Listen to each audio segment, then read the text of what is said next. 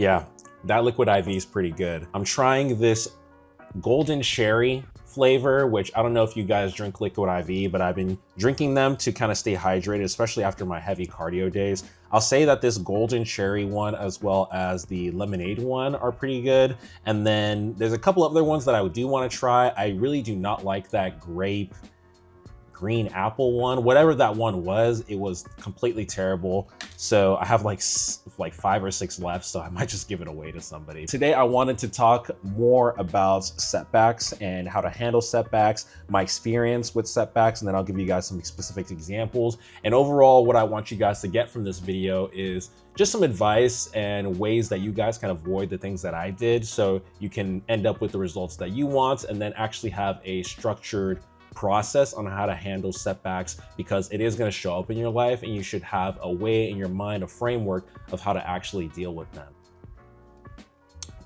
Yeah. Before I get into that, I just wanted to share a little bit of how the day went today. I'm trying to do a little bit more self-reflection every single day in these vlogs. Today was a pretty busy but productive day. I had a morning report presentation with one of the residents. She went to Cuba and actually was in a rural setting and was in a really resource limited setting. So she was practicing medicine with the 2 most important things for medicine, your history and physical exam, because there's a lot of places abroad, especially in the place that she went in Cuba, where they don't have clinics where you can just have access to all the labs, all the antibiotics. It was kind of remarkable to kind of hear about some of the stories about how instead of how like here you can just prescribe antibiotics and then the pharmacies have them in stock, over there they would have to actually tell the family members, hey, like we don't have this medication, this antibiotic, this is antihypertensive.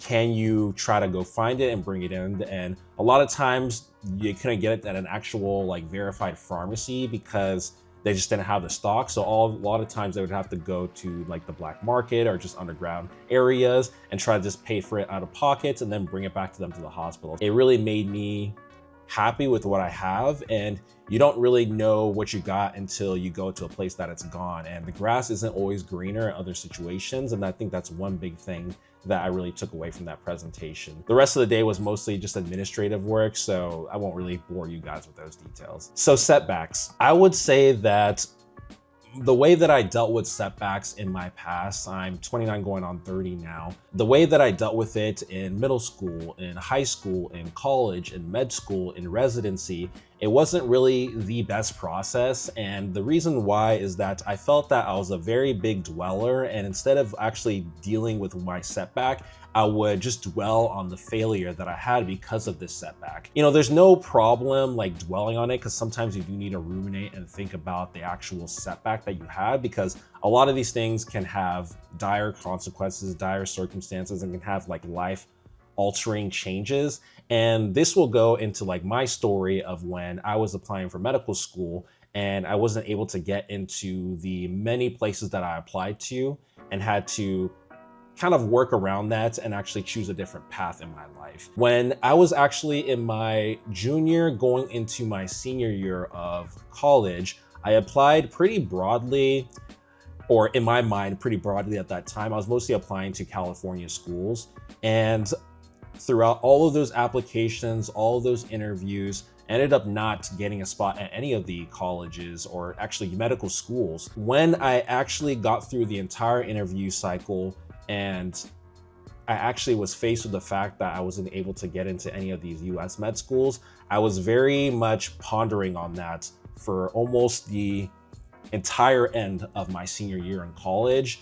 And it's tough because I was seeing a lot of my friends, a lot of my peers, a lot of my coworkers, a lot of my acquaintances, people that were all on my level, all of them were getting into medical school. And it was kind of embarrassing because people would ask me like, oh, where'd you get into? Where'd you get into? And I would have to say it like kind of under my breath, like, oh, I haven't heard back, or, you know, I'm not sure.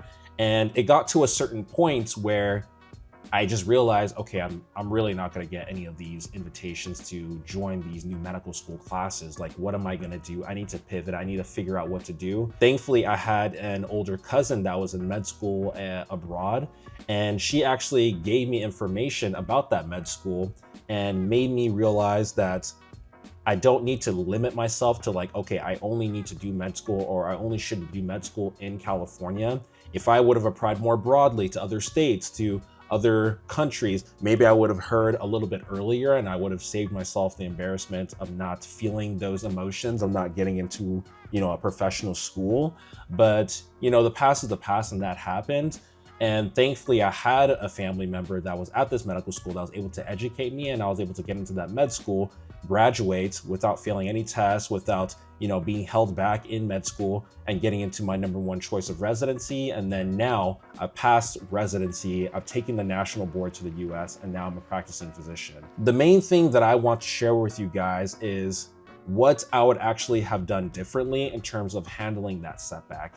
And a lot of times, which I kind of shared with you guys, is that I would dwell on the setback for a very, very long time. Like, I was ruminating on this. I was dwelling on the fact that I didn't get into med school for months, to the point where almost I went through my entire senior year, and almost when graduation was coming by, I still didn't have a plan. And if I did not have my cousin there to kind of give me her experience with that med school, I don't know what I would have done. Maybe I would have taken a gap year. Maybe I would have went to a different type of professional school, or applied to a different type of professional school. Who knows? Like, the past is the past, but I couldn't have really determined what my alternate future, alternate reality would be.